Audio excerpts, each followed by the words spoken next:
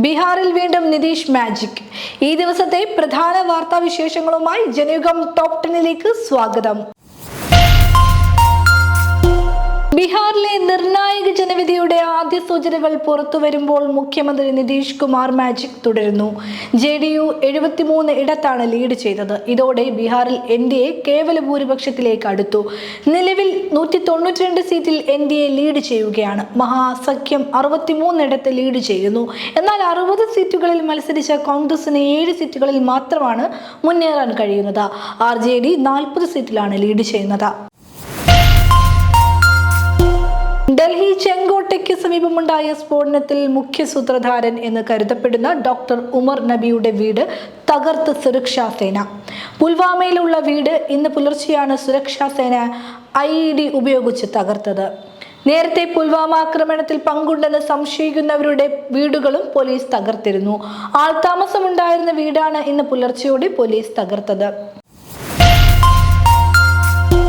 ബീഹാർ തെരഞ്ഞെടുപ്പിൽ വോട്ടർ പട്ടികയിൽ ഉള്ളതിനേക്കാൾ അധികം പോൾ ചെയ്ത 3 ലക്ഷം വോട്ട് എവിടെ നിന്ന് വന്നുവെന്ന ഗുരുതര ആരോപണവുമായി CPI-ML ലിബറേഷൻ നേതാവ് ദിബാങ്കർ ഭട്ടാചാര്യയാണ് എക്സ് പോസ്റ്റിലൂടെ തെരഞ്ഞെടുപ്പ് കമ്മീഷനെതിരെ ആരോപണം ഉന്നയിച്ചിരിക്കുന്നത്.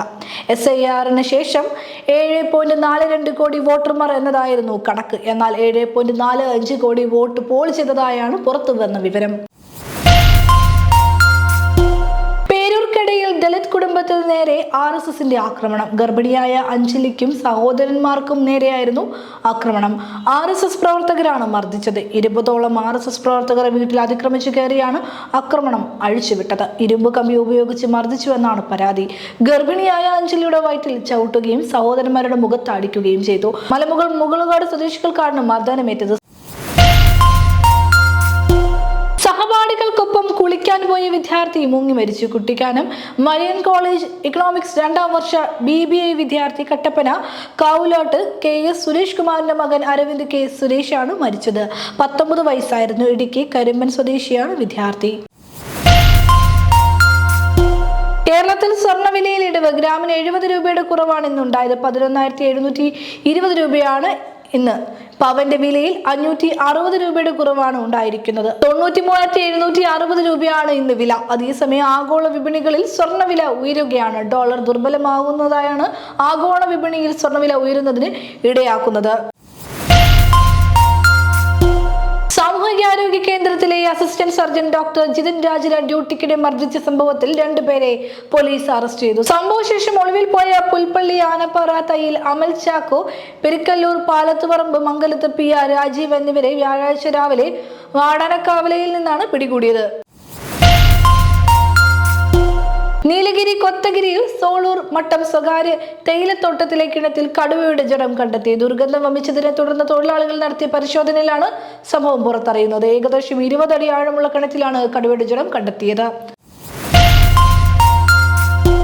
സാധനങ്ങളോ സേവനങ്ങളോ ലാഭമുണ്ടാക്കാനാണ് ഉപയോഗിക്കുന്നതെങ്കിൽ അത് വാങ്ങിയവർ ഉപഭോക്താക്കളല്ലെന്ന് സുപ്രീം കോടതി. ഇവർക്ക് ഉപഭോക്തൃ സംരക്ഷണ നിയമപ്രകാരം പരാതി നൽകാൻ സാധിക്കില്ലെന്നും ജസ്റ്റിസ് JB പാർദിവാല അധ്യക്ഷനായ ബെഞ്ച് വിധിച്ചു. പോളി മെഡിക്യൂർ കമ്പനി അവരുടെ പ്രവർത്തനങ്ങൾക്കായി സോഫ്റ്റ്വെയർ വാങ്ങുന്നതുമായി ബന്ധപ്പെട്ട കേസിലാണ് സുപ്രീം കോടതിയുടെ വിധി.